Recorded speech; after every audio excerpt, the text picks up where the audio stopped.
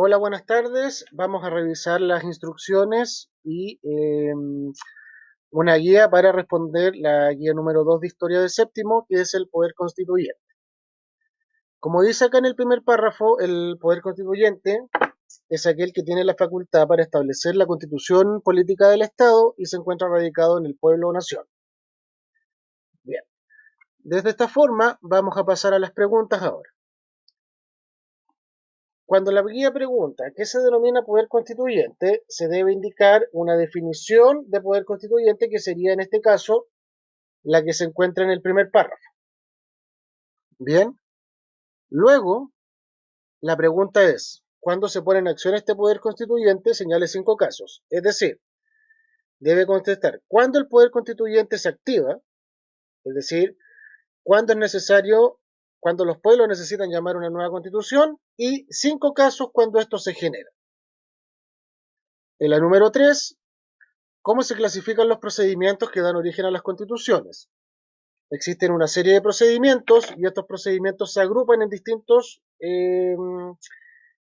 grupos. Bien, entonces usted tiene que seleccionar, tiene que identificar primero los grupos y luego de eso describirlo en su cuaderno.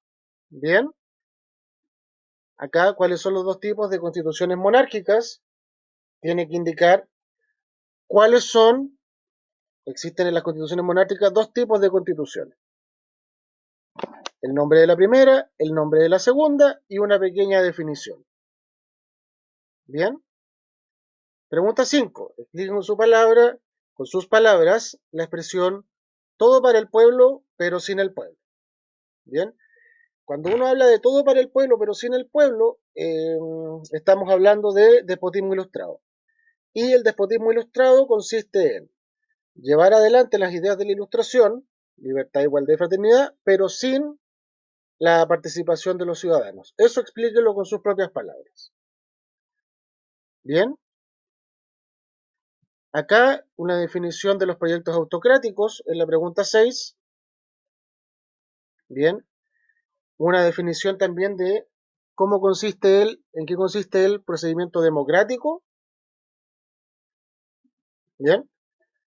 Y en este caso, la pregunta 8 se debe tomar la respuesta de la pregunta 6, la respuesta de la pregunta 7, identificar cuáles son las diferencias que existen entre cada uno de los procedimientos y señalar al menos una. En la pregunta 9, ¿cuáles son los procedimientos más utilizados para crear una constitución democrática? Señalar, de acuerdo al texto, cuáles son los procedimientos que se utilizan para que una constitución sea considerada democrática. Todos los gobiernos, ya sean autoritarios o democráticos, tienen sus constituciones y la diferencia entre una constitución democrática y una constitución autoritaria eh, o no hecha en democracia tienen que ver directamente con los procedimientos. Las constituciones no democráticas tienen sus procedimientos y las democráticas también tienen los suyos.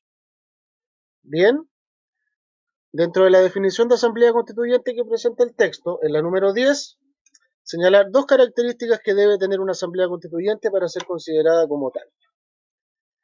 Y en la pregunta 11, señalar la diferencia entre referendo y asamblea constituyente. Es decir, debemos definir referendo, debemos definir asamblea constituyente, debemos comprender cómo es la participación del ciudadano en cada uno y luego de eso establecer cuál es la diferencia entre uno y la otra. Bien, como ustedes saben, cualquier duda, ¿cierto? Pueden hacérmela llegar al correo. Esta guía tienen que entregarla más tardar este día viernes. Que esté muy bien. Muchas gracias.